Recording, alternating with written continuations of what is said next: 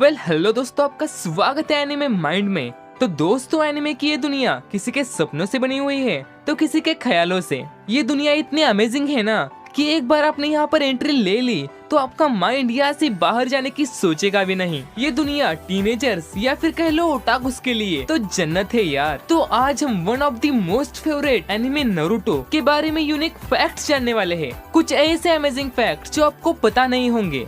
तो चलिए नारुतो के उन टॉप 20 फैक्ट्स को देखते हैं।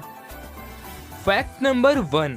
तो दोस्तों, नारुतो के ऑथर किशिमोटो ने नारुतो के ओजी मांगा में सासुके को ऐड नहीं किया था। किशिमोटो के हिसाब से ये सीरीज बेसिकली बस नारुतो पर ही फोकस करने वाली थी। आगे जाकर किशिमोटो के एडिटर ने उन्हें नारुतो को एक हीरो जैसा राइवल देने की सलाह दी, जिसके बाद ही एकदम डैशिंग कैरेक्टर सासुके का जन्म हुआ। Fact number 2। तो फर्स्ट ओरिजिनली टीम 7 का डिजाइन कुछ इस तरह से ओरिजिनली बनाया गया था, लेकिन बाद में उसे इस डिजाइन से रिप्लेस कर दिया गया। Fact number 3। तो दोस्तों, नारुतो सीरीज में हमने हर बार नारुतो को इचिराकु रामेन शॉप में रामेन खाते हुए देखा है। तो दोस्तों, फैक्ट ये है कि इचिराकु रामेन एक रियल लाइफ रामेन शॉप है, जहाँ पर किशिमोटो अपने कॉलेज के दिन में हर रोज रामेन खाने के लिए जाया करते थे। Fact number 4।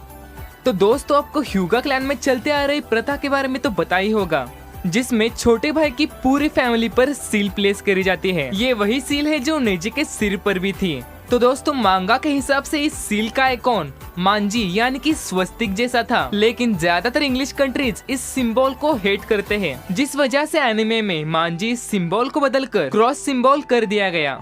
तो दोस्तों, अब देखते हैं फैक्ट नंबर 5, जो कि काफी यूनिक फैक्ट है। तो दोस्तों, किशिमोटो ने नारुतो के स्टार्टिंग में ही सोचा था कि ये सीरीज बस नारुतो पर ही फोकस करेगी, जिस वजह से ही किशिमोटो ने नारुतो के पेरेंट्स के बारे में कुछ भी डिटेल्स नहीं दी थी। लेकिन कहानी में ट्विस्ट तब आया जब किशिमोटो खुद एक बाप बने। एक बाप बनने के बाद किशिमोटो को एहसास हुआ कि नारुतो का अपने पेरेंट्स से मिलना कितना जरूरी है, और उन्होंने अपना एकदम शातिर दिमाग चलाकर नारुतो को उसके पेरेंट्स से मिला ही दिया, जो देखकर मैं तो भाई रो ही पड़ा था। Fact number 6। तो दोस्तों, क्या आपको पता है टीम 7 यानी कि नारुतो की टीम ये फर्स्ट टीम थी जिसने ककाशी का वो टेस्ट पास किया था। उनसे पहले आए सभी टीम्स उस टेस्ट को पास करने में नाकामयाब रहे थे। ये अलग बात है कि नारुतो का इस टेस्ट में बहुत ही बुरा हाल हो गया था। अब देखते हैं फैक्ट नंबर 7। दोस्तों, आज तक नारुतो और बोरुतो ने दोनों मिलकर अराउंड 395 मिलियन मांगा कॉपीज सोल्ड आउट किए हैं, जो कि एक बहुत बड़ा रिकॉर्ड है। Fact number 8। तो दोस्तों, वन पीस के बाद नारुतो सेकंड हाईएस्ट मांगा सेलर है, वो भी ऑल द टाइम। तो दोस्तों, अब देखते हैं फैक्ट नंबर 9, जो कि काफी मजेदार है। तो दोस्तों, आपने नारुतो देखा है तो आपको टेंटेन तो पता ही होगी, वो जो नेजी के आजू बाजू रहा करती थी। एंड हाँ, आपको वो टोंटोन तो याद होगा ही ना, वो सुनाटे का पिग। तो दोस्तों, आपने नोटिस नहीं किया होगा, लेकिन टोंटोन यानी कि वो सुनाटे का पिग, उसका स्क्रीन टाइम टिंटिन से भी ज्यादा है, जिसका मतलब टोंटोन यानी कि एक पिग को भी टिंटिन से ज्यादा बार दिखाया गया है। मतलब ये तो टिंटिन की गजब बेइज्जती हो गई यार। नानी? ओमाए वा मो शिंदे इरु।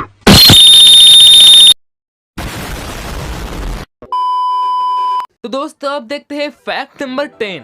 तो यार, आपने जब भी कभी नारुतो सीरीज देखा है या फिर देख रहे हो, तो देखते वक्त एक बात हर बार आपके माइंड में आती होगी कि यार सीरीज के एंड में साकुरा ही नारुतो की वाइफू हो, क्योंकि यार साकुरा के लिए नारुतो का लव था ही इतना अमेजिंग। बट रुको गाइस, रुको, हम अकेले ही ऐसे नहीं है जिन्होंने सोचा था कि नारुतो एंड साकुरा के साथ ही होना चाहिए, बल्कि नारुतो के ऑथर मासाशी किशिमोटो की वाइफ, उन्हें विश्वास था कि नारुतो एंड साकुरा के साथ ही होगा। Fact number 11। तो दोस्तों, अकात्सुकी मेंबर काकुजु को हमें जब नारुतो में इंट्रोड्यूस किया गया था यानी कि दिखाया गया था, तब उसकी एज 91 थी, और निंजा वर्ल्ड में काकुजु ही तब का ओल्डेस्ट शिनोबी था। Fact number 12। तो दोस्तों, क्या आपको नारुतो का ब्लड ग्रुप पता है? अगर नहीं तो मैं बताता हूँ। नारुतो का ब्लड ग्रुप है टाइप बी, जो कि एक common and balanced blood group type है। अब देखते हैं फैक्ट नंबर 13। तो दोस्तों, जब कार्टून नेटवर्क ने अमेरिका में नारुतो को एयर करना शुरू किया था, तो दोस्तों लगभग उन्होंने सभी सिगरेट सीन्स और हाँ, सासुके एंड नारुतो का किसिंग सीन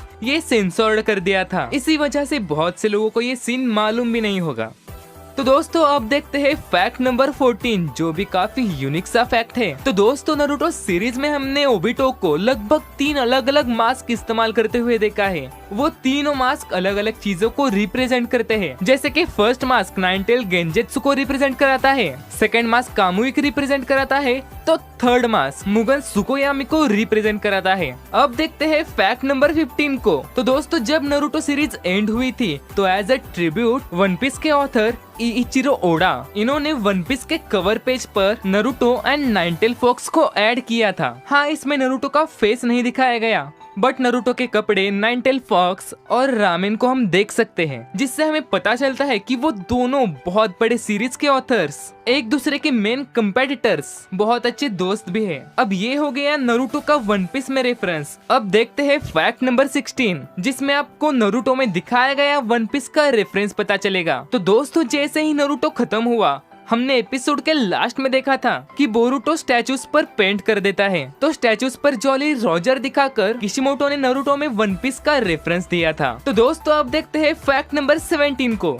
तो नारुतो सीरीज के स्टार्टिंग में आपको याद होगा कि नारुतो अपने सिर पर गॉगल्स पहनता था, बट बहुत ही कम एपिसोड में हमें वो गॉगल्स देखने को मिले थे, जिसका रीजन था कि नारुतो के उन गॉगल्स को ड्रॉ करने के लिए बहुत ही ज्यादा टाइम लगता था। जब ये बात किशिमोटो के नोटिस में आई, तब उन्होंने नारुतो के गॉगल्स को हेडबैंड से रिप्लेस कर दिया, क्योंकि गॉगल्स के मुकाबले हेडबैंड्स ड्रॉ करना काफी आसान है।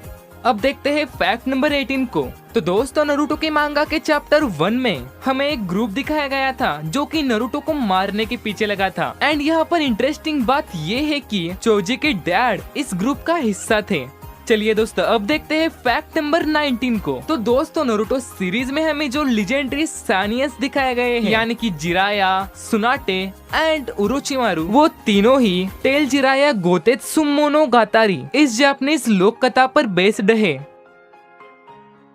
तो दोस्तों अब देखते हैं नारुतो का लास्ट एंड बेस्ट फैक्ट। तो दोस्तों जिन्होंने भी अब तक नारुतो सीरीज को देखा है, लगभग उन सभी के लिए नारुतो एक इंस्पिरेशन बन जाता है। पर दोस्तों आपने कभी सोचा है क्या, नारुतो जो हम सब के लिए एक इंस्पिरेशन है, आखिरकार कौन उसके पीछे का इंस्पिरेशन हो सकता है? तो दोस्तों नारुतो के ऑथर किशिमोटो ने बताया है, नारुतो ये कैरेक्टर बनाते वक्त उनका इंस्पिरेशन था ड्रैगन बॉल का गोकू। गोकू ही वो कैरेक्टर है जिससे नारुतो इंस्पायर्ड है, इसलिए आप वहाँ पर बहुत सारे सिमिलैरिटीज देख सकते हैं, जैसे कि नारुतो और गोकू दोनों भी बहुत ज्यादा खाते हैं और बहुत ज्यादा सोते भी हैं। तो दोस्तों ये थे नारुतो के टॉप 20 फैक्ट्स। आपको कैसे लगे जरूर कमेंट करके बताना। This is anime mind, then give it a like because you are so kind.